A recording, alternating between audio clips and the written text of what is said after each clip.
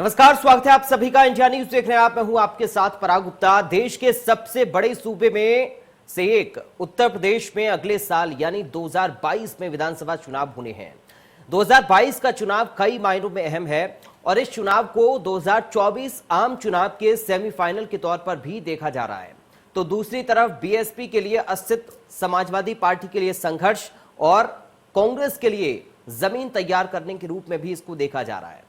BJP दूसरी बार सत्ता में आने के लिए पुरजोर कोशिश कर रही है। यूपी में हर बूथ कैसे मजबूत हो, इसके लिए बीजेपी के राष्ट्रीय अध्यक्ष जेपी नड्डा ने बूथ विजय अभियान की शुरुआत की है। जेपी नड्डा ने दावा किया है कि एक बार फिर यूपी में बीजेपी की सरकार बनेगी। पीएम मोदी और सीएम योगी की जोड़ी में यूपी का कायाकल्प कर दिया है। बीजेपी के इस ऐलान के बाद अखिलेश यादव ने ऐलान किया है कि सपा की युवा शक्ति हर बूथ पर जन जागरण करेगी। उन्होंने ट्वीट किया कि हर बूथ पर यूथ का ऐलान, जन मन विजय अभियान। उन्होंने लिखा कि 22 के चुनाव में सपा की युवा शक्ति प्रदेश के हर बूथ पर जन जागरण करेगी। सपा के सिद्धांतों और कामों के आधार पर जन जन का मन जीतकर हर बूथ पर जन मन विजय अभियान की सफलता भी सुनिश्चित करेगी। उत्तर प्रदेश की जागृत जनता लोकतांत्रिक क्रांति लाएगी। बहरहाल कौन क्रांति रचेगा, किसकी सरकार बनेगी, किसका बूथ कितना मजबूत है, ये बड़ा सवाल है।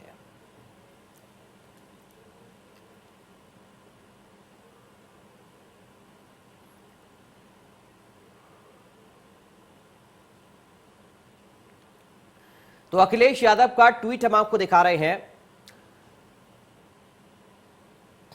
अखिलेश यादव ने एक ट्वीट किया है और इस ट्वीट में लिखा है कि सपा की युवा शक्ति उत्तर प्रदेश के हर बूथ पर जन जागरण करेगी। यानी कि बूथों को मजबूत करने के लिए अखिलेश यादव ने कमान कस दी है और युवा शक्ति को यानी कि युवा कार्यकर्ताओं को मैदान में उतारा है संगठन को मजबूत करने के लिए। इधर भारतीय जनता पार्टी भी बूथ विजय अभियान चला रही है। जेपी नड्डा ने कल इसकी शुरुआत कर दी है और उन्होंने कहा है कि मोदी और योगी के काल में यूपी का कायाकल्प हुआ है, सरकार बीजेपी की ही बनेगी। उधर 1.5 करोड़ नए सदस्य बनाने का लक्ष्य भी भारतीय जनता पार्टी ने रखा है। समाजवादी पार्टी भी बूथ स्तर पर अपने अभियान को मजबूत कर रही है। कांग्रेस पार्टी भी लगातार ग्राउंड पर है। प्रियंका गांधी बैठकें और दौरे लगातार कर रही हैं और कांग्रेस पार्टी में जान फूंकने की कोशिश पुरजोर तरीके से हो रही है।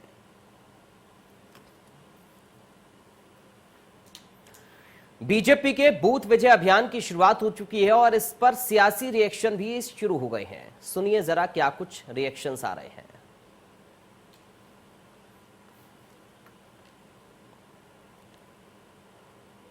का एक विंग ही प्रबुद्ध प्रकोष्ठ है और उस प्रबुद्ध प्रकोष्ठ के माध्यम से हम लोग कार्यक्रम करते आए। अभी हमारा युवा मोर्चे के कार्यक्रम हुए थे, महिला मोर्चे के कार्यक्रम हुए थे, किसान मोर्चे के कार्यक्रम हुए थे। अब हमारा बुद्धिजीवी प्रकोष्ठ का चल रहा है। तो ये एक भारतीय जनता पार्टी सतत काम करती है। प्रियंका गांधी जी के नेतृत्व में उत्तर प्रदेश की कांग्रेस बूथ स्तर से लेकर और प्रदेश स्तर तक संगठन मजबूत हो रहा है और जो उत्तर प्रदेश के नौजवानों, किसानों, महिलाओं के मुद्दे हैं, उत्तर प्रदेश में जो बढ़ता अपराध है, हम इन सब मुद्दों पर जनता के बीच में जाएंगे और भारतीय जनता पार्टी की जो अहंकारी सरकार है उसको श्रीमती प्रियंका गांधी जी के नेतृत्व में हराने का काम करेंगे। उत्तर प्रदेश के लोगों को भाजपा का चाल चरित्र चेहरा पता चल चुका है। बूथ पर समाजवादी पार्टी लगातार काम कर रही है। वहाँ किसानों से बात कर रहे हैं, बेरोजगार नौजवानों से बात कर रहे हैं, महिलाओं से बात कर रहे हैं। अगर छोटा मोटा कोई व्यापार करता है तो उससे बात कर रहे हैं। बीजेपी के खिलाफ बहुत गुस्सा है, बहुत नाराजगी है। तो हर बूथ पर भारतीय जनता पार्टी को समाजवादी पार्टी हराएगी। जब हर बूथ पर भाजपा हारेगी तभी उत्तर प्रदेश से भाजपा का सफाया होगा। बीजेपी ने पहले कहा कि मेरा बूथ सबसे मजबूत, अब कह रही है बूथ विजय अभियान। आखिर भारतीय जनता पार्टी इस बार बूथ पे जाने वाली जनता को क्या बताएगी कि किस प्रकार मिड डे मील में उत्तर प्रदेश के अंदर बच्चों को नमक रोटी दी जाती है और जब कोई पत्रकार उसकी खबर चलाता है तो उसको 6 महीने के लिए जेल भेज दिया जाता है। भारतीय जनता पार्टी ये इस बार बूथ में बताएगी? आखिर भारतीय जनता पार्टी इस बार जनता को बूथ पर क्या बताएगी कि हर साल 2 करोड़ नौकरियां केंद्र सरकार और 13 करोड़ नौकरियां राज्य सरकार ने देने के वादा किया था, कितनी नौकरियां मिली?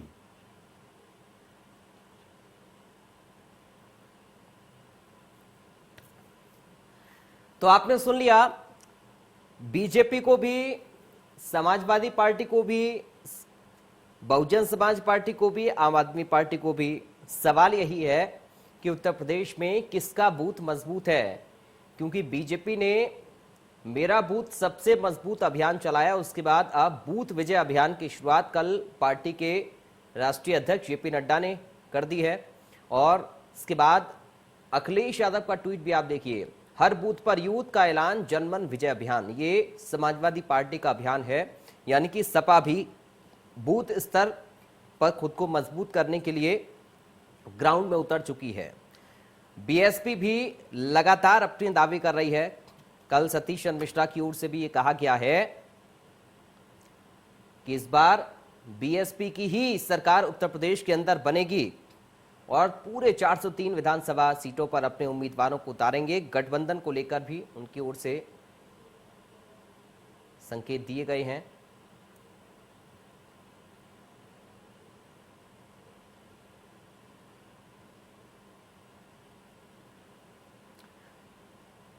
तो ये अखिलेश यादव का ट्वीट आप देखिए, 2022 के चुनाव में सपा की युवा शक्ति उत्तर प्रदेश के हर बूथ पर जन जागरण अभियान चलाएगी। ये अखिलेश यादव ने अपने ट्वीट में लिखा और पार्टी के युवा कार्यकर्ताओं को पूरी तरह से उन्होंने ग्राउंड पर सक्रिय कर दिया है। कमान लगातार अब हर एक कार्यकर्ता सपा का संभाल रहा है। बूथ स्तर पर पार्टी को मजबूत करने की कोशिश की जा रही है। सबसे ज्यादा फोकस बूथ पर सभी पार्टियों का जमीनी स्तर से खुद को मजबूत करने के लिए पार्टियां जुट गई हैं। और अखिलेश यादव कह रहे हैं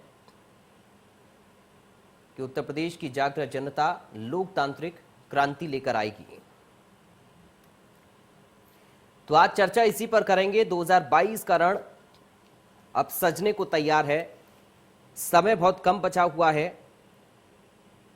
राजनीतिक दल अपनी अपनी तैयारी में उतर चुके हैं। बीजेपी लगातार बूथ स्तर पर कार्यक्रम कर रही है।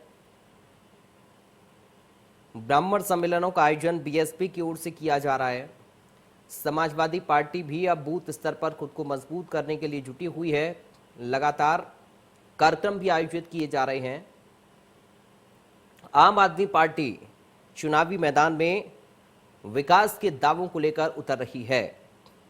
कितना कमाल दिल्ली मॉडल को लेकर उत्तर प्रदेश में आम आदमी पार्टी करती है, ये भी देखना बेहद अहम होगा। इसके साथ ही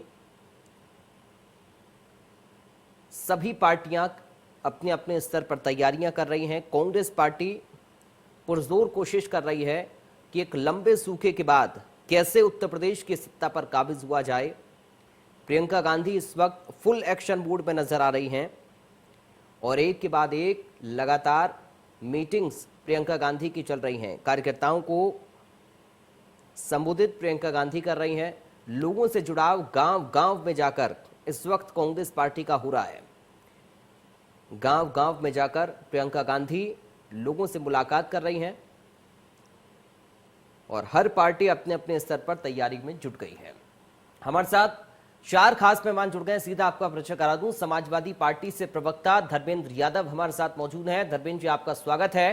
हमारे साथ मधुकर पांडे हैं जो कांग्रेस पार्टी से प्रवक्ता हैं। मधुकर जी, आपका स्वागत है। उमाशंकर राजभर हमारे साथ मौजूद हैं, एसबीएसपी से प्रवक्ता। उमाशंकर जी, आपका स्वागत है। और महेश चंद्र श्रीवास्तव बीजेपी से नेता हमारे साथ मौजूद हैं। महेश चंद्र श्रीवास्तव जी, आपका स्वागत है। श्रीवास्तव साहब, आप ही से शुरुआत कर रहा हूं, किसका बूथ सबसे मजबूत? निश्चित रूप से भारतीय जनता पार्टी किसी एक समाज की राजनीति नहीं करती है। भारतीय जनता पार्टी पूरे भारत के रहने वाले 135 करोड़ लोगों की लिए चिंतित है और उनके लिए और उनके विकास के लिए वो राजनीति करती है। भारतीय जनता पार्टी ने बूथों पर मेरा बूथ सबसे मजबूत और मैंने बूथ जीता तो चुनाव जीता का ध्येय रखे बूथों का सत्यापन, और कल मेरे राष्ट्रीय अध्यक्ष जी ने बूथ विजय अभियान की शुरुआत किया। बूथ विजय अभियान हमारे कल 27,700 केंद्रों पर किया गया और वहां के माध्यम से गरीबों की, दलितों की, वंचितों की, किसानों की, बुजुर्गों की, बहनों की, भाइयों की, सबके हितों की चिंता और सबका सर्वांगीण विकास की चिंता करके भारतीय जनता पार्टी इस समर को जीतने जा रही है। हम एक परिवार और एक मजहब, एक जाति की तरफ भारतीय जनता पार्टी नहीं करती है। भारतीय जनता पार्टी राजनीति करती है तो राष्ट्र देव भाव के लिए राजनीति करती है, भारत के सर्वांगीण विकास के लिए राजनीति करती है। इसलिए भारतीय जनता पार्टी के जीत का जो रथ चल रहा है उसको रोकने की ताकत किसी में नहीं। श्रीवास्तव साहब, अभी आम आदमी पार्टी के नेता को मैं सुन रहा था, वो ये कह रहे थे कि मेरा बूथ सबसे मजबूत के बाद बूथ विजय अभियान की जरूरत क्यों बीजेपी को आन पड़ी है? ये भाजपा का ये चिंतन है और भाजपा के पास जितने 18 करोड़ कार्यकर्ता हैं, इतने कार्यकर्ता किसी के पास नहीं। और हमारा एक सांगठनिक अपना एक सिस्टम है, तो हम बूथ से लेके और तक हमारे पास कार्यकर्ता हैं। हमारे पास बूथ की हर बूथ की 21 लोगों की अपनी समिति है कि इतने कार्यकर्ता किसी के पास नहीं है, किसी के पास इतना सिस्टम नहीं है, संगठन किसी का ये इतना मजबूत नहीं है। तो भारतीय जनता पार्टी अपने सिस्टम से काम करती है। ठीक है, धर्मेंद्र यादव जी, बीजेपी के बाद समाजवादी पार्टी मजबूत स्थिति में उत्तर प्रदेश के अंदर है। मेरा बूथ सबसे मजबूत, उसके बाद बूथ विजय अभियान बीजेपी चला रही है। अखिलेश यादव का भी ट्वीट अभी हम देख रहे थे, उन्होंने भी बूथ स्तर पर कार्यकर्ताओं को सचेत कर दिया है कि कैसे खुद को मजबूत करें। क्या तैयारी है? देखिए, समाजवादी पार्टी गांव में बसती है, गांव के लोगों में बसती है, पूरे प्रदेश की पार्टी है जी। और जहां तक आपने कहा कि भारतीय जनता पार्टी के बाद, लेकिन जो आपका जिला पंचायत का चुनाव था उसमें समाजवादी पार्टी सबसे पहले नंबर की पार्टी थी। तो इसका नतीजा था कि हम बूथ स्तर पर काम कर चुके हैं, बूथ कमेटियां हमारी पूरी तरह सक्रिय हैं। इसी का परिणाम आया था कि भारतीय जनता पार्टी को धूल चाटना पड़ा। लेकिन अब भारतीय जनता पार्टी का नया नया स्लोगन आता है, नए नए हिंदी के शब्द जोड़ देते हैं। इससे लोग नहीं जुड़ेंगे, जनता नहीं जुड़ेगी जी। समाजवादी पार्टी आज की तारीख में 59,163 जो गाँव हैं, हर गांव में हमारी कम से कम 11 की कमेटियां हैं और अधिक से अधिक 300 लोगों कमेटियां बनी जी। तो ये सब चीजें क्योंकि हम बहुत ज्यादा मीडिया में नहीं रख पाते हैं, हो सकता है मीडिया हमारी बात नहीं दिखाता हो, लेकिन आज अगर आप आकलन करोगे तो पूरे प्रदेश में कम से कम 59 लाख लोग ऐसे हैं जो समाजवादी पार्टी के बूथ लेवल पे काम कर रहे हैं। तो इस बार भारतीय जनता पार्टी को अपना जो झोला है, इनका भारतीय जनता पार्टी का झोला लेके प्रधानमंत्री जी आए थे और मुख्यमंत्री को झोला सौंप दिया था, तो झोला लेके ही जाएंगे जी। उत्तर प्रदेश के मुख्यमंत्री हवाई जहाज के नीचे उतरते ही नहीं। लोगों की समस्याएं नीचे हैं। आगरा में लोग, फिरोजाबाद में लोग, शिकवाबाद में लोग बुखार से मर रहे हैं, जिनके बच्चे तड़प तड़प के जान दे रहे हैं और सरकार हाथ पे हाथ रखकर बैठी है। तो वो क्या कहेगी इनके बारे में? वहीं पड़ोस में आपने देखा कि जहरीली शराब बेचना शुरू कर दिया भारतीय जनता पार्टी के लोगों ने। तो ये जो उत्तर प्रदेश की जनता है, जो वास्तव में से पीड़ित हो रही है, उसको देख रही है। जिसके घर में 5 किलो राशन पहुंचा और सड़ा हुआ राशन है, जिसको भैंस भी नहीं खाती है, तो वो इस बात को समझ रहा है ना। इनका जो हेडलाइन मैनेजमेंट है, हेडलाइन मैनेजमेंट से बूथ मजबूत नहीं होता है। अब असली बात तब पता चलेगी जब ये जमीन पर उतरेंगे, जब लोग इनको भगाया करेंगे। रही बात हमारी पार्टी समाजवादी पार्टी की, हमारे राष्ट्रीय अध्यक्ष जी जितने एक दिन में जितने कार्यकर्ताओं से 1-to-1 मुलाकात करते हैं, उत्तर प्रदेश के योगी आदित्यनाथ जी पूरे साल में उतने कार्यकर्ताओं से नहीं मिलते 1-to-1। अगर मिलते भी हैं तो कभी उनको साबुन से नहला देते हैं, कभी कुछ और कर देते हैं। आज आपने देखा होगा कि भारतीय जनता पार्टी के एक नेता हैं जो हुक्का बार चला रहे हैं, जिसमें अलग अलग तरह के चिन्ह वो लोगों को, युवाओं को परोस रहे हैं। तो समाजवादी पार्टी जहां युवाओं को कलम देने का काम करती है, वहीं भारतीय जनता पार्टी कमल का फूल दिखा करके चिलम देने का काम करती है। ठीक है, ये भारतीय जनता पार्टी का असली चेहरा है। इससे उत्तर प्रदेश की जनता पूरी तरह से रूबरू हो चुकी है। इसलिए इनकी मुश्किल बढ़ गई है, इसीलिए इनको बाहर से नेता बुलाने पड़ रहे हैं। प्रभारी बाहर से आएंगे, नेता बाहर से आएंगे, बूथ कमेटी में भी हो सकता है बाहर से लोग बुला लें। ठीक है, मधुकर पांडे जी, कैसे सूखा समाप्त होगा कांग्रेस पार्टी का? प्रदेश की जनता ने सबको देख लिया और लगातार कई बार मौका दे दिया। अब उन्हें ये पता है कि विकास के रास्ते पर कोई ले जा सकता है, इस प्रदेश को कांग्रेस ले जा सकती है। प्रियंका गांधी के नेतृत्व में उनको एक नया विश्वास जगा है। हम लोग बूथों के पुनर्गठन कर रहे हैं, लगातार ट्रेनिंग कैंप चल रहे हैं। हमने डिस्ट्रिक्ट के लेवल पे ट्रेनिंग खत्म कर लिया। न्याय पंचायत 8135 न्याय पंचायत है, हमने गठित कर दिए। उसके बाद फिर ग्राम के स्तर पे हम लोग कार्यक्रम चला रहे हैं। सबकी ट्रेनिंग हो रही है, जहाँ कमियां रही हैं उन्हें दूर कर रहे हैं। आम जनमानस के मन में ये भाव है कि निश्चित रूप से कांग्रेस से दूर जाकर के इस प्रदेश का विकास नहीं हुआ है। ये प्रदेश विनाश के रास्ते पर है। आय आम आदमी का सबसे कम हुआ है। किसान परेशान है। इस कोविड में एक सबसे अधिक संख्या, मृत्यु की दर सबसे अधिक रही। लोगों तक ऑक्सीजन भी नहीं पहुंच पाया।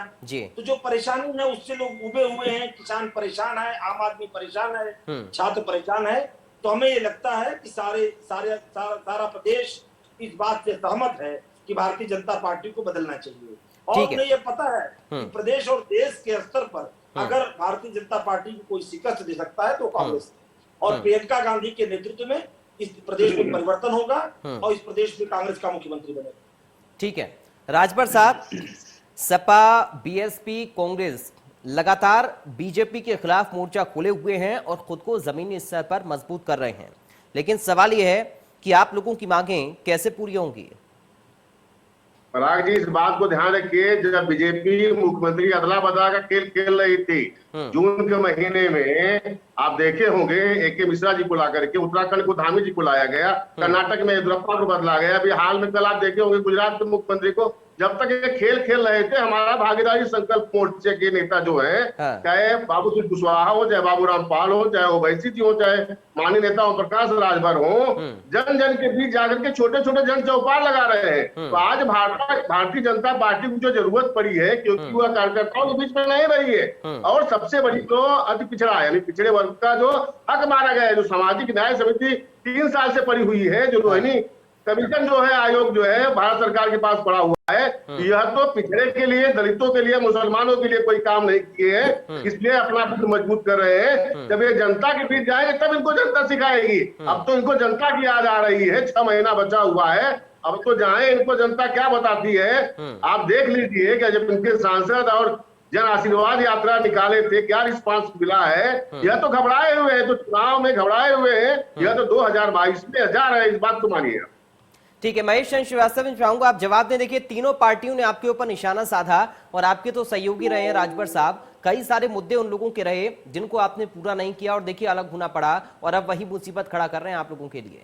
ये 3 पार्टियां जो बात कर रही हैं, ये ट्वीट करती हैं और ये बात करती हैं अपने कागजों पर। और भारतीय जनता पार्टी कोरोना काल में न सपा दिखाई पड़ी, न बसपा दिखाई पड़ी, न कांग्रेस दिखाई पड़ी। कोरोना काल में अगर कोई कार्यकर्ता दिखाई पड़ा पूरे भारत में तो भारतीय जनता पार्टी का कार्यकर्ता दिखाई पड़ा।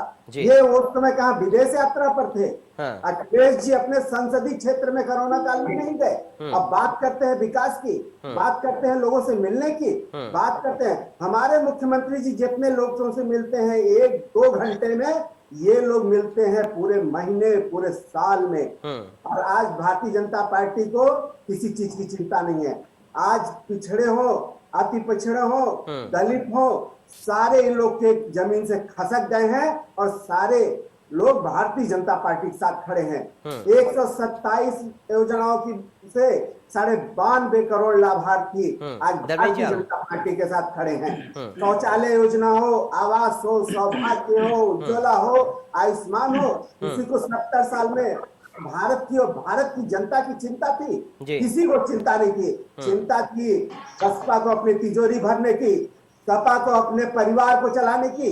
लोग कहते हैं कि सपा में पैदा होता है तो ब्लॉक प्रमुख पैदा होता है, और सपा 27 आदमी होंगे तो 37 आदमी में सब के सब राज्यसभा सपा के एक परिवार की जाएंगे। अभी 4 लाख नौकरियां आदरणीय योगी जी के नेतृत्व में दी गई, किसी जात, किसी महजत, किसी धर्म के नाम पर नहीं दी गई।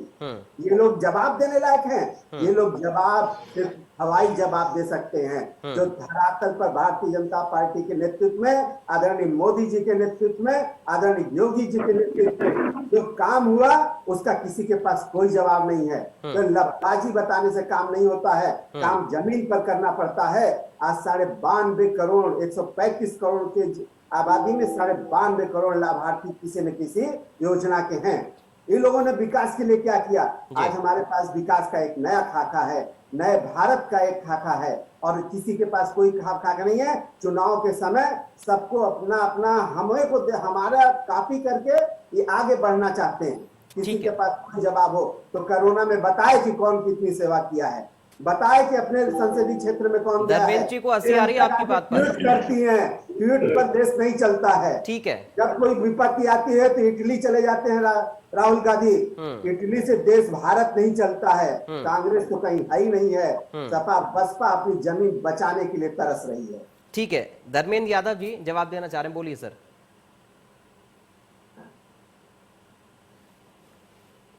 धर्मेंद्र जी आपको आवाज मिल रही है?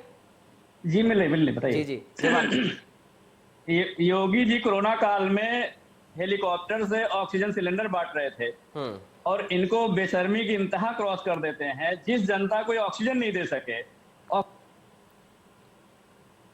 अंतिम संस्कार नहीं दे, और इस कोरोना काल में उत्तर प्रदेश ऐसा पहला राज्य होगा जहां पर कोरोना के समय में अंतिम संस्कार का पैकेज मिला। हम युवाओं की नौकरी में पैकेज की बात सुनते थे, लेकिन इनके यहाँ अंतिम संस्कार में भी पैकेज शुरू हो गया। हिंदू कहने के लिए इनके पास, मतलब अब मैं क्या बोलूं, हिंदुओं की लाशों को दफनाया गया। उसके बाद माँ गंगा में जब वो लाशें बहनी शुरू हो गई तो उनकी लाशों से कफन उठाया, राम नाम की चादर उठाई गई। इससे ज्यादा दर्दनाक क्या हो सकता है किसी प्रदेश के लिए? इसके आगे बोलना बेकार है इनके लिए। इनके जो नेता थे हवाई जहाज में उड़ रहे थे, हवाई जहाज से कोरोना रुक जाता है क्या? मैं अपना बता देता हूँ, सहारनपुर, मुजफ्फरनगर, शामली, मेरठ, बागपत, गाजियाबाद, गौतम बुद्ध नगर, हापुड़, बुलंदशहर, 9 जिलों का मैं प्रभारी था। 9 जिलों में 8,32,143 कम से कम समाजवादी राशन किट बांटी गई थी, जिसमें कम से कम एक परिवार 1 महीने तक खाना खा सकता है उसमें। ये क्या बात करेंगे? जितनी आर्थिक सहायता हमारे राष्ट्रीय अध्यक्ष जी ने दी थी कोरोना के पहले वेव में और सेकेंड वेव में, उतनी आर्थिक सहायता उत्तर प्रदेश सरकार आज तक नहीं दे पाई है। अगली बात, इस कोरोना का शिक्षकों मौत हुई थी, 1607 शिक्षकों की मौत को इनके शिक्षा मंत्री ने बता दिया 3 मौत हुई है। अब आप मुझे बता दो कहां से, कौन सी संवेदनशीलता इनके पास है? आज तक मुझे बता दीजिए कि जो कोरोना काल में जो शिक्षकों की मौत हुई थी उनके मृतक आश्रितों को नौकरी मिली? कुछ नहीं हुआ। उनको आर्थिक सहायता मिली? कुछ नहीं हुआ। खाली हवाई सारा कुछ चल रहा है इनका। हवा में सरकार बना रहे हैं, हवा में मदद पहुंचा रहे हैं, हवा में सारा काम कर रहे हैं। 69,000 शिक्षक भर्ती हुई, उसमें ओबीसी का मान लिए, और ये सबके विकास की बात करते हैं, सबका विनाश कर रहे हैं। लॉ एंड ऑर्डर को आप देख लीजिए, लॉ एंड ऑर्डर अपने चरम पे ध्वस्त हुआ पड़ा है। मैं आज क्या जब कोई खबर पढ़ता हूँ, मैं गाजियाबाद में रहता हूँ, गाजियाबाद जब पेपर उठा के पढ़ता हूँ सिटी वाला, तो कोई पेज ऐसा नहीं है जिसमें पूरा पेज। ठीक है, आज बता रहा हूँ, बीजेपी के नेता, उनके घर में घुसकर हत्या कर दी गई है, घर में घुसकर। बाकी बेटियों के सम्मान की बात तो इनसे करना बेकार है। हर दिन ऐसी कोई दिन नहीं होगा जहां घटनाएं ना होती हो। गोरखपुर में इनसे नहीं संभल रहा है। इनका पहला काम जो था, एक लास्ट बात, इनका जो पहला काम था गड्ढा मुक्त सड़कें, 4.5 साल में गड्ढा मुक्त नहीं कर पाए। मेडिकल कॉलेज का दावा फर्जी करते हैं ये लोग। किसी भी जिले में एक मेडिकल कॉलेज का नाम बता दें, एक एक्सप्रेसवे का नाम बता दें जो पूरी तरह से कंप्लीट हुआ हो, कोई मेट्रो चलाती हो उसको बता दें, महिला सशक्तिकरण के लिए कुछ कर दिया उसको बता दें। ठीक है, उसके बाद योजना की बात कर रहे हैं, ठीक है, 900 में बेच रहे हैं। ठीक है यादव जी, खाने का सरसों का तेल है वो 200 रुपए लीटर बेच रहे हैं, आप समझिए इस बात को। और किसान पिछले 9 महीने से रोड पर बैठा हुआ है। ये कैसी बात करते हैं? कहां से डेटा लाते हैं? मुझे तो ये समझ में नहीं आता। ठीक है, मधुकर पांडे जी जवाब देना चाह रहे हैं। मधुकर जी बोलिए। मैं ये कहना चाहता हूं कि भारतीय जनता पार्टी बार बार ये कहती है कि देश का विकास, 70 सालों के विकास को ही बेच के प्रदेश और देश चल रहा है। विकास नहीं था, बेच किसको रहे हैं? सरकारी संपत्तियों को बेचा जा रहा है। और कोविड की बात ये करते हैं, कोविड में आम आदमी के पास न तो ऑक्सीजन पहुंचा, न दवाएं पहुंची, न उनके लिए डॉक्टर उपलब्ध था। लोग लाखों की संख्या में मर गए, कोई पूछने वाला नहीं था। सच कहा समाजवादी पार्टी के भाई ने कि हिंदू लाशों को दफन कर दिया गया। प्रदेश में जाति और धर्म के नाम पर गुंडों को बांटा जा रहा है, काउंटर किया जा रहा है। निश्चित जाति के लोग बचे रहेंगे और निश्चित जाति के लोग मार दिए जाएंगे। मैं किसी गुंडे के पक्ष में नहीं हूँ, मैं किसी अपराधी के पक्ष में नहीं हूँ, लेकिन बार बार मुख्यमंत्री जी कहते हैं कि अपराध मुक्त हो गया, श्वेत पत्र जारी कर दें, यह प्रदेश अपराध मुक्त हो गया। क्या पूरे प्रदेश में अब कोई भी अपराधी बाहर नहीं है? क्या कोई भी आपराधिक कृत्य नहीं हो रहा है? श्वेत पत्र जारी करे प्रदेश सरकार। इस प्रदेश में बेरोजगारी, बार बार रोजगार की बात करते हैं, बेरोजगारी का आलम यह है, जीडीपी माइनस में चला गया इस देश का, फिर भी ये लोग विकास की बात करते हैं। किस तरह का विकास है? रेलवे बेच रहे हैं, हाईवे बेच रहे हैं, सरकारी संपत्ति बेची जा रही है, ये कैसा विकास है? विकास पूंजीपतियों का है, भारतीय जनता पार्टी के मित्र पूंजीपतियों का विकास है, उनका लगातार विकास हो रहा है। आम आदमी भूखों मर रहा है। आप किट बांटने के नाम पर छपा हुआ झोला, किसी का फोटो, किसी का चुनाव चिन्ह, ये कैसी मदद है, कैसी सेवा है? हमने पूरे प्रदेश में कांग्रेस का कार्यकर्ता सड़क पे था, सेवा कार्य में लगा हुआ था। हमने कहीं फोटो छापने की बात नहीं की। हमने दवाओं का किट दिया, हमने भोजन के लिए किट दिया, राशन किट दिया, हम लोगों ने मास्क उपलब्ध कराया। पूरे प्रदेश में कांग्रेस का कार्यकर्ता आम आदमी की सेवा में कोविड काल में। लेकिन मधुकर जी, श्रीवास्तव जी कह रहे हैं कि राहुल गांधी कहां से सेवा कर रहे थे कोरोना काल में लोगों की? भाई देखिए, ये जब भी बात होगी विकास की, जब भी बात होगा कार्य का, ये राहुल गांधी, प्रियंका गांधी, सोनिया गांधी, राहुल गांधी का इतिहास इस देश में पंडित मोतीलाल नेहरू से शुरू होता है। कांग्रेस में आज कांग्रेस लगातार आजादी की लड़ाई से आज तक लगातार राष्ट्र हित में काम करती रही है। वो ऐसे परिवार से हैं कि आजादी के बाद भी लगातार शहादत दिया उस परिवार ने। आजादी के पहले उस परिवार के मोतीलाल नेहरू, जवाहरलाल नेहरू, फिरोज गांधी, इंदिरा गांधी जो होता माइनर थी तब भी जेल में थी, कोई जानता नहीं। गांधी, ठीक है, स्वर्गीय मोहनदास करमचंद गांधी से जेल की यात्रा नेहरू की ज्यादा रही है, अधिक वर्षों तक जेल में रहे हैं। ठीक है, राष्ट्र के लिए जीने का संकल्प है उनका, उनकी तुलना कहां भाजपा के लोग कर पाएंगे? ठीक है, आरोपित करना सरल है, ठीक है सर, आप सरल है, लेकिन काम करना कठिन है। ठीक है, आप सभी लोग बने रहिए जी, आप सभी लोग बने रहिए। वक्त हेडलाइन का हो रहा है, हेडलाइन के बाद राजभर साहब सीधे आपके पास आऊंगा। चलिए एक बार फिर से चर्चा में वापस लौटते हैं और वक्त जाया न करते हुए सीधे राजभर साहब आप ही का कमेंट में चाहूंगा। सतीश चंद्र मिश्रा ये कह रहे हैं कि बीएसपी की इस बार सरकार बनेगी और सभी सीटों पर चुनाव लड़ेंगे, किसी से कोई गठबंधन हम नहीं करेंगे। क्या बीएसपी की सरकार बनने से आपको फायदा होगा या आप कोई फायदा बीएसपी को दिलवा पाएंगे क्या?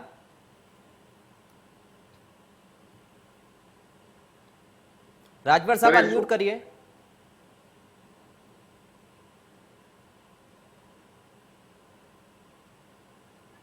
राजभर साहब आपकी आवाज नहीं आ रही, अनम्यूट करिए सर।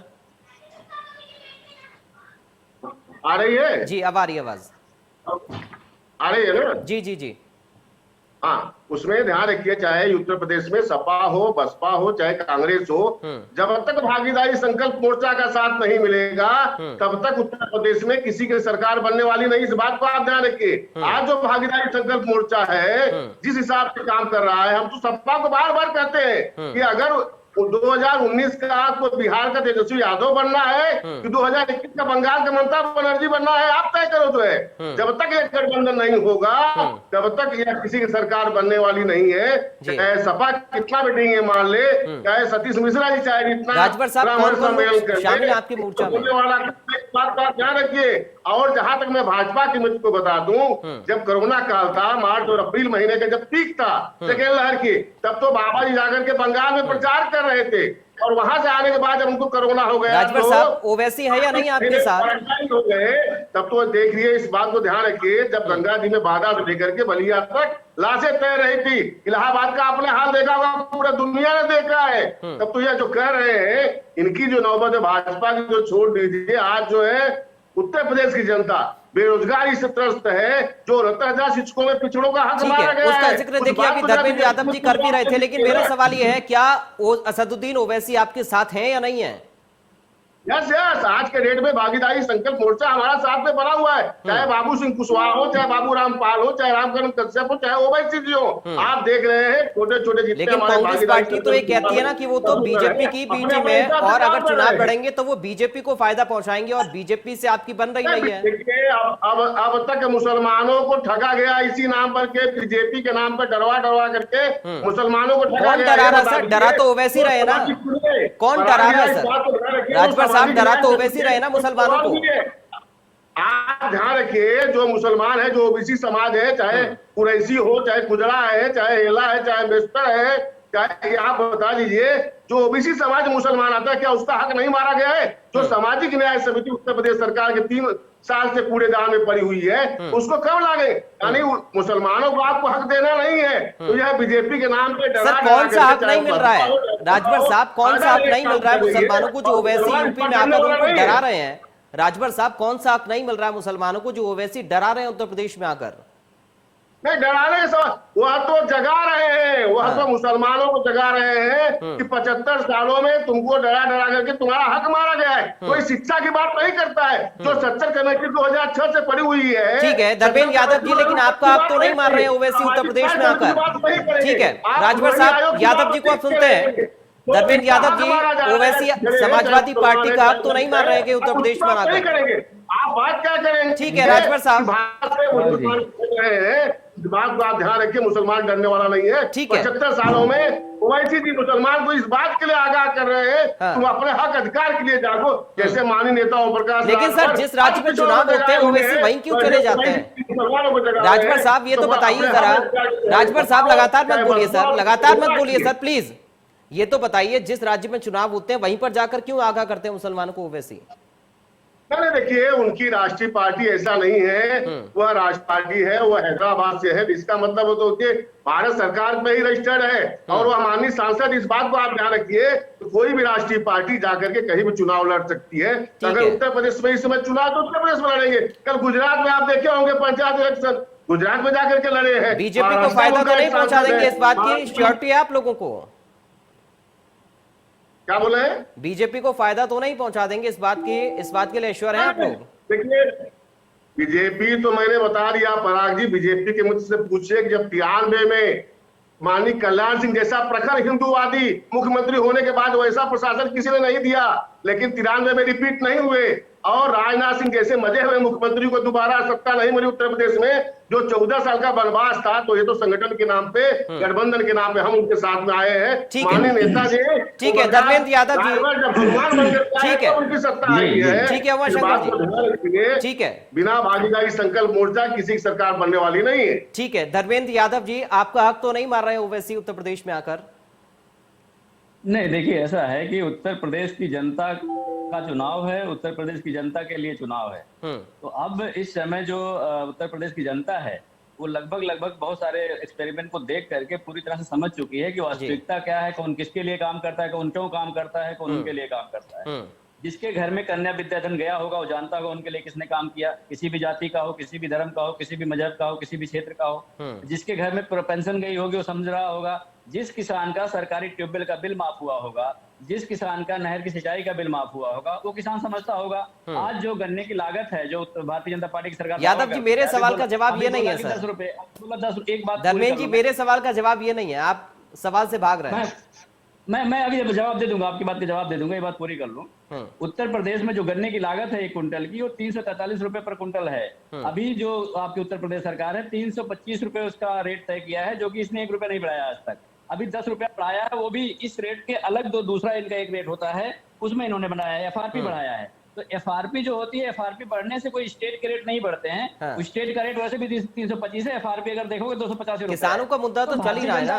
भारतीय जनता पार्टी क्या करना है, 10 रुपए बढ़ाना है, वो भी किसान को नहीं मिलना है। लेकिन उस 10 रुपए का 10,000 का पोस्टर लगाना है सारे हाईवे पे, सारे नेशनल हाईवे पे, सारे शहरों में। मतलब उत्तर प्रदेश का अगर सरकार है तो दिल्ली में लगा देंगे, बंबई में लगा देंगे।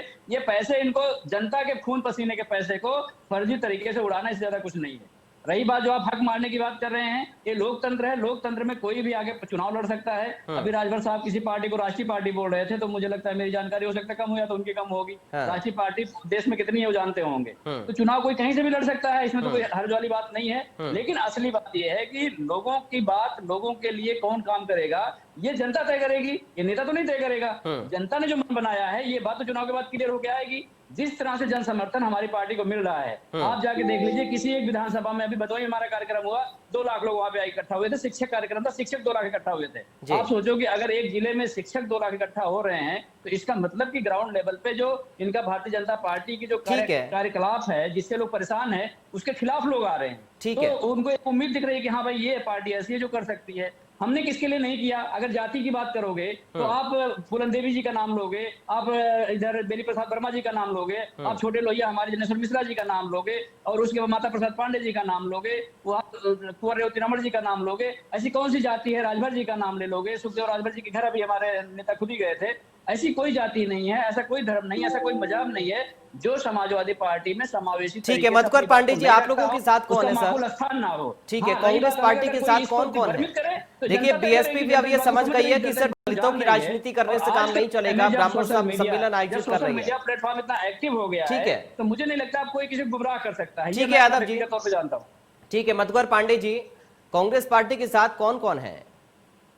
कांग्रेस पार्टी के साथ इस प्रदेश की जनता है। हेलो, आवाज जा पा रही है? जी जी मधुकर जी, आपकी आवाज आ रही है। प्रदेश की जनता है, प्रियंका गांधी के नेतृत्व में सरकार बनाना चाहती है। प्रदेश की जनता है, जनता जनार्दन है, वो तय करेगी। ये गठबंधन कोई आवश्यक तो है नहीं। ये आम आदमी ये जानता है कि अगर भारतीय जनता पार्टी को इस देश से बेदखल करना है तो कांग्रेस ही कर सकती है, और कांग्रेस की लीडरशिप में हो सकती है। इसकी शुरुआत प्रदेश से होगी 22 में सेमीफाइनल है, 24 में फाइनल हो जाएगा। प्रदेश से हटाएंगे और देश से हटा के खत्म कर देंगे, और देश का आम जनमानस इस बात को जानता है। लेकिन मधुकर जी ये बताइए कि अलग अलग धर्मों और जातियों के नाम पर सम्मेलन आयोजित क्यों किए जा रहे हैं? मधुकर जी, अलग अलग जातियों के नाम पर सम्मेलन क्यों आयोजित किए जा रहे हैं? अलग अलग जातियों के नाम पे हम लोग तो जाति की बात नहीं करते, लेकिन समाज के हर तबके को जोड़ा जा रहा है। हम किसी जाति तो क्या सर आपको लग रहा है कि बीएसपी, समाजवादी पार्टी और जो भी पार्टियां जातियों के नाम पर सम्मेलन आयोजित कर रही हैं, उनका मुकाबला आपके विकास के दावे कर पाएंगे उत्तर प्रदेश के अंदर? उत्तर प्रदेश की जनता ने समझ लिया है कि सबको अवसर दिया और विकास का रास्ता नहीं खुला।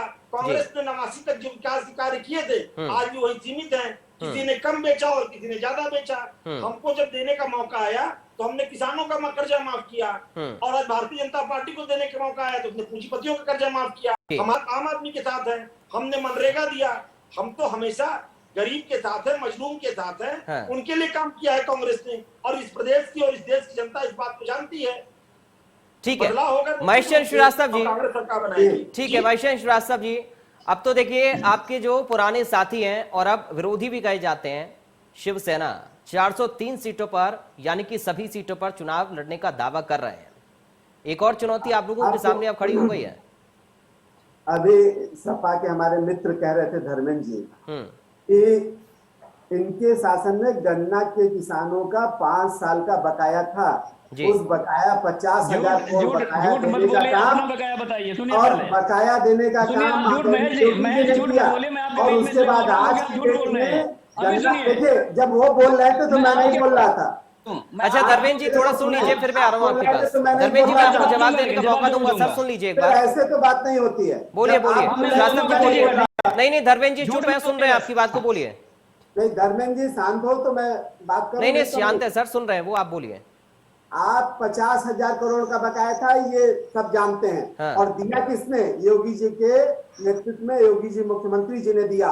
उसके बाद आज कोई बकाया नहीं है। दूसरी बात, 80 करोड़ लोगों को लगातार राशन मिल रहा है।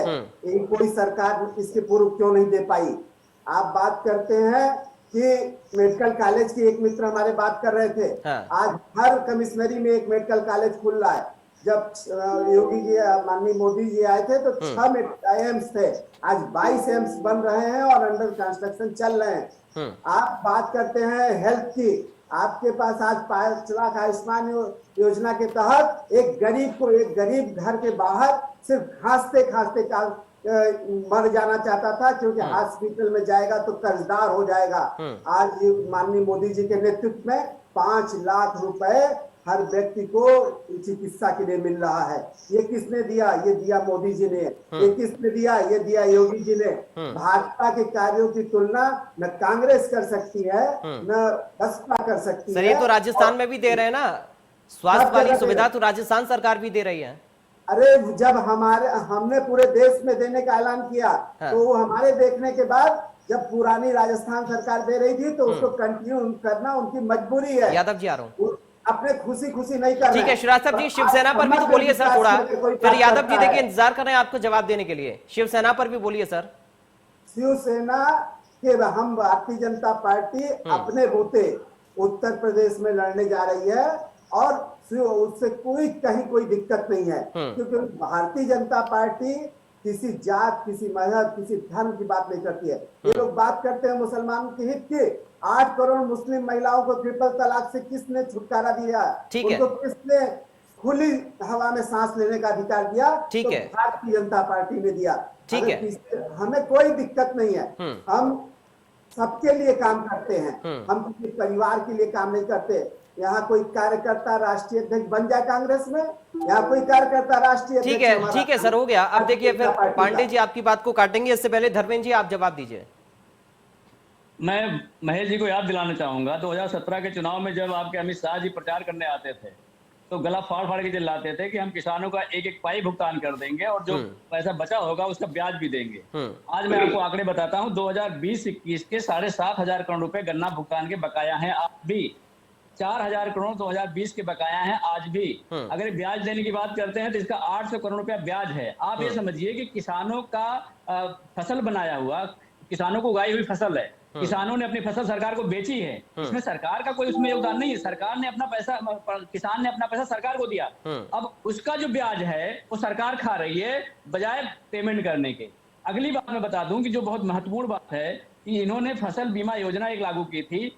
इस फसल बीमा योजना से पूरे उत्तर प्रदेश में अकेले 2,500 करोड़ रुपया का जो बीमा कंपनियां हैं उनको फायदा हुआ है। अगली बात मैं बता दूं 2017 में जो फसल बीमा योजना के लाभार्थी किसान थे उनकी संख्या थी 72 लाख। आप सोचो कि 2021 में अब आते आते वो 47 लाख हो गई। लेकिन यादव जी ये तो बताइए कि किसानों के कंधे पर बंदूक रखकर कौन नहीं चलाता? अब देखिए, आप कर्जा माफी की बात करें या फिर किसानों के लिए योजनाओं की बात करें, अब वैसे तो राजस्थान सरकार ने भी ये वादा किया था सत्ता में आने से पहले कि साहब हम संपूर्ण कर्जा माफी करेंगे, लेकिन हुआ क्या कि जो राज्य के हाथ में कर दिया, बाकी केंद्र पर टाल दिया। तो किसानों के नाम पर तो राजनीति हर पार्टी करती आई है, किसी एक को आप कटघरे में खड़ा नहीं कर सकते हैं ना। हम अपनी बात बता दें, अगर आपको लगेगा राजनीति करें तो आप मुझे बताइएगा। हाँ बताइए। समाजवादी पार्टी सरकार ने 50,000 रुपए तक का जो किसानों का कर्जा था उस सारे किसानों को माफ किया था। क्या हम किसान के साथ नहीं है, हम उनके कंधे बंदूक रख रहे हैं? समाजवादी पार्टी ने जो सरकारी ट्यूबवेल है उनका बिल माफ किया था, नहर के सिंचाई का बिल माफ किया था। तो क्या हम किसान के साथ हैं या उनके कंधे पे बंदूक रख के हम उनका काम कर रहे हैं? आप मुझे बताइएगा। अगली बात जो कह रहे हैं, ये बीमा कंपनियां हैं, बीमा कंपनियों को इनडायरेक्ट फायदा पहुंचाने के लिए भारतीय जनता पार्टी काम कर रही है। इसका उदाहरण आपको इसी से मिल सकता है। लेकिन यादव जी एक बात बताइए, अगर इतना काम समाजवादी पार्टी की सरकार में हुआ और किसानों के लिए इतना सब कुछ आपने किया, विकास के लिए इतना सब कुछ आपने किया, आपने हाईवे बनवा दिए, शिक्षण संस्थान बनवा दिए, तमाम सारी योजनाओं को आप लोग गिनाते आए हैं, तो क्यों जनता ने सत्ता से बेदखल किया? सवाल यह है ना कि जो विकास का दावा अखिलेश यादव आज भी कर रहे हैं, आखिर उस विकास को नकारा क्यों जनता ने? इस बात से मैं सहमत हूं कि हमें सत्ता से जनता ने बाहर किया। हम अपने जो किए हुए काम थे, हम अपने किए हुए काम हो सकता है जनता तक नहीं पहुंचा पाए हों, या भारतीय जनता पार्टी ने अपने झूठ में इनको ट्रैप किया हो। जैसे इन्होंने कहा हम किसान की आय दोगुनी करेंगे। आप मुझे बता दीजिए, 7 साल हो गए केंद्र सरकार को, किसान की आय दोगुनी के बजाय उनकी लागत नहीं मिली। मैंने किसान गन्ना का रेट बता दिया, 343 रुपया पर क्विंटल गन्ने का लागत है और 325 रुपए में आज भी गन्ना खरीदा जा रहा है। 7 साल में दोगुनी नहीं हो पाई। आप अगर देखो कि जो डीजल और पेट्रोल के रेट हैं वो दोगुने हो गए। आप अगर देखो कि सरसों का तेल है वो 200 रुपया लीटर बिक रहा है। तो अगर सरकार के झूठ को लोग नहीं समझ पाए थे, आप समझ रहे हैं 15 लाख रुपया किस किसान के हाथ में आ गया, किसके अकाउंट में आ गया है। तो अगर इतनी बड़ी लंबे लंबे वादे कर देंगे भारतीय जनता पार्टी के लोग, अब जनता इनसे पूछ रही है। यही कारण है कि आपने देखा होगा गढ़मुक्तेश्वर में इनके विधायक को गंदे पानी में चलवाया, आपने देखा होगा मुजफ्फरनगर में इनके विधायक के ऊपर स्याही फेंक दिया। इसके अलावा एक दो जवाब और मुझे देना जरूरी है कि मेडिकल कॉलेज की बात कर रहे थे, हम हर कमिश्नरेट मेडिकल कॉलेज बना रहे हैं। कितने मेडिकल कॉलेज बने बताएं मुझे। समाजवादी पार्टी का बताता हूँ, राजकीय मेडिकल कॉलेज आजमगढ़, राजकीय मेडिकल कॉलेज अम्बेडकर नगर, राजकीय मेडिकल कॉलेज कन्नौज, राजकीय मेडिकल कॉलेज बिजनौर और आपकी सीएफआई में राजकीय मेडिकल यूनिवर्सिटी बनाया हम लोगों ने। अगर ये बनाया तो बताएं। उसके बाद अभी मैं बता रहा हूँ कि जो कह रहे हैं कि हर किसी को इलाज करने का पैसा मिल रहा है, का न्यूज है एक पेशेंट का बिल 1 करोड़ 80 लाख रुपए का आया है। कोविड के दौरान वो भर्ती हुआ था, तो इनकी योजना कहाँ चली गई भाई? अगर उसको पैसा मिलना था उसका बिल इतना कैसे आ गया? कोविड के टाइम में मेरे जानकारी के एडमिट हुए थे, मैं भारतीय जनता पार्टी के पैनल में बैठा हुआ था, हरीश श्रीवास्तव जी थे। मैंने उनसे रिक्वेस्ट किया था कि साहब ऐसा है, मेरा दोस्त है, अगर उसे बेड नहीं मिलेगा तो हो सकता है एक्सपायर हो जाए। लेकिन हरीश श्रीवास्तव जी ने कोई मदद नहीं करी, और उस समय हम इतने बुरे हालत में थे, मैं बता नहीं सकता आपको। तो कौन नहीं जानता है कि इनकी सुविधाएं कितनी हैं। अगर इनकी स्वास्थ्य सुविधा इतनी अच्छी है, ठीक है, आपने देखा होगा 20 लोगों की मौत हो गई, ठीक है, सिकोहाबाद में जो बुखार से, और जो एक्सपर्ट की टीम है उसने बताया है कि अगर समय से इलाज मिले तो बच्चों की मौत नहीं होगी। इसका मतलब समय से इलाज नहीं मिल रहा है। ठीक है, धर्मेंद्र यादव जी नहीं दे सकता है, जो लाशों को कफन नहीं दे सकता है, कफन पे टैक्स लगाने वाली भारतीय जनता पार्टी। ठीक है, मधुकर पांडे जी, मधुकर पांडे जी, कांग्रेस पार्टी के पास कौन से अपने ऐसे मुद्दे हैं? देखिए, समाजवादी पार्टी तो अपने विकास को अभी तक गिना रही है और बीजेपी ये कह रही है कि साहब वो विकास नहीं था, उत्तम प्रदेश तो हमने बनाया है। आप लोगों के पास ऐसे कौन से मुद्दे हैं? प्रियंका गांधी जो लगातार बैठकें कर रही हैं, कार्यकर्ताओं को मजबूत करने का काम वो कर रही हैं, गांव गांव में लोगों के साथ वो संपर्क कर रही हैं, तो ऐसे कौन से मुद्दे हैं जो कि जनता का विश्वास आप लोग जीत पाए हैं? सबसे पहले भाई साहब, अगर कोई ये कहता है कि उत्तर प्रदेश को हमने बनाया, तो जहां तक हमको जानकारी है कि 26 जनवरी 1950 को उत्तर प्रदेश बन गया था और लगातार विकास के रास्ते चल रहा था। पहली बात, अभी महेश भाई साहब कह रहे थे कि मेडिकल कॉलेज, अगर मेडिकल कॉलेज को छात्रों के फीस से ही चलना है, अगर वो प्राइवेट व्यवस्था कर रहे हैं तो उसमें सरकार की क्या भूमिका है? हम लोगों ने जिस काशी हिंदू विश्वविद्यालय में ग्रेजुएशन 1800 रुपए में किया, 160 रुपए में किया, 180 रुपए में किया, वहां लाखों रुपए ग्रेजुएशन के फीस लग रहे हैं, करोड़ों रुपए में लड़के डॉक्टर बन रहे हैं, और डॉक्टर बनने के बाद उनका मोटो है उस करोड़ों रुपए को रिकवरी करने का। वो तो लगातार बड़े हाथ में बना करके आम जनता का शोषण करने लग रहा है। जरा ये सर्वे करा ले कोविड काल के दौरान, कि कोविड काल आज के डेट में मृत्यु प्रमाण पत्र बनता है, लिखा जाता है कारण, एक सर्वे करा ले कितने लोगों की मृत्यु हुई, कारण क्या था, कौन कौन से हॉस्पिटल थे और उन हॉस्पिटलों ने कितना शोषण किया। लेकिन मधुकर पांडे जी, सवाल तो वही है ना, क्या आप लोगों का संगठन इतना मजबूत है कि ये सारे जो नाकामियां आप यहाँ पर गिना रहे हैं, क्या जनता तक ये गांव गांव तक पहुंच पाए? क्योंकि ये देखिए, बूथ विजय अभियान की शुरुआत कल से जेपी नड्डा ने की और 1.5 करोड़ नए सदस्यों को जोड़ने का लक्ष्य उन्होंने रख दिया है। बीजेपी अपना कुनबा लगातार बढ़ाती जा रही है, और बड़े नेता आपकी पार्टी छोड़कर बीजेपी में किस तरीके से शामिल हुए? कौन सी जड़ आपके पास है ऐसी मजबूत जो कि उत्तर प्रदेश में आपको संजीवनी दिलवा पाए? ये आंकड़ों के बाजीगरी से प्रदेश का चुनाव नहीं होना है। प्रदेश का चुनाव विकास के नाम पर होगा, काम के नाम पर होगा, और एक बात, बहुत बड़ा तबका विकास से अछूता रह गया है, उसको जोड़ने से होगा। कांग्रेस ने लगातार काम किया है। अब जाकर देख लीजिए, हमने जब किसानों के कर्ज माफी की बात है, सबसे पहले कांग्रेस ने किया और संपूर्ण कर्ज माफी की। आज अगर राजस्थान में हो रहा है, कोई कहता है कि मॉडल हमारा। ठीक है सर, अब समय कम है, इसलिए एक फाइनल कमेंट राजभर साहब से और श्रीवास्तव साहब से। राजभर साहब, क्या बीजेपी अपने विकास की योजनाओं का जो दावा करती है या फिर अपनी बातों को जनता तक पहुंचाने के लिए बड़ी कामयाब हो जाती है और इसलिए बाकी पार्टियां धराशायी हो जाती हैं, सच्चाई है क्या? नहीं, देखिए पराग जी, इस बात को ध्यान रखिए, प्रदेश की जनता को भारतीय जनता पार्टी गुमराह कर रही है। जी, हमारे भाजपा के मित्र कह रहे थे हमने पिछड़ों के लिए काम किया है, मुसलमानों के लिए काम किया है, यह क्यों नहीं बता देते कि जो माननीय रोहिणी आयोग बना हुआ है, जो 2633 जातियां हैं, इस बात को ध्यान रखिए, पिछड़ी समाज का, जो पिछड़ी समाज के 2633 में से 31 साल हो गया जो है ओबीसी आरक्षण को, 1000 ऐसी जातियां जिनको अभी तक कुछ लाभ ही नहीं मिला। और उत्तर प्रदेश में मैं बता दूं कि 3 साल हो गया जो सामाजिक न्याय समिति है, जिसके लिए 27% आरक्षण का बंटवारा, देश में 11 प्रदेश ऐसे हैं उन्होंने बंटवारा कर दिया है, तो उत्तर प्रदेश क्यों नहीं कर रहा है बताइए? नेताजी इनके साथ श्रीवास्तव साहब, बहुत जल्दी से एक फाइनल कमेंट अब आपका सर। ठीक है, विकास की बात करते हैं, ठीक है राजभर साहब, क्यों नहीं लागू कर देते? ठीक है, ठीक है महेश जी, एक बहुत जल्दी से फाइनल कमेंट। ठीक है, आरक्षण बन जा रहा है, ठीक है, हक मारा जा रहा है, शंकर जी अब समय नहीं है सर। ठीक है महेश जी, बहुत जल्दी से फाइनल कमेंट। जो कुरैशी समय नहीं है सर, समझिए please sir, please. Mahesh Shrivastava ji, एक बहुत जल्दी से फाइनल कमेंट। देखिए, जातियों को लेकर जंग छिड़ी हुई है लगातार। राजभर, उत्तर प्रदेश में किस तरह आप लोगों के सामने डटकर खड़े हुए हैं? समाजवादी पार्टी, बहुजन समाज पार्टी, शिवसेना भी आ गई, आम आदमी पार्टी, कांग्रेस पार्टी, कितने सारे पार्टियां आप लोगों के सामने खड़ी हुई है। टक्कर किसके साथ आप लोगों की और कैसे मुकाबला आप लोग कर रहे हैं? हर इलेक्शन में इतनी पार्टियां आती हैं और उत्तर प्रदेश का चुनाव किसी जाति के नाम पर नहीं लड़ा जाएगा, किसी मजहब के नाम पर नहीं लड़ा जाएगा। उत्तर प्रदेश में पहली बार चुनाव 2022 में लड़ा जाएगा।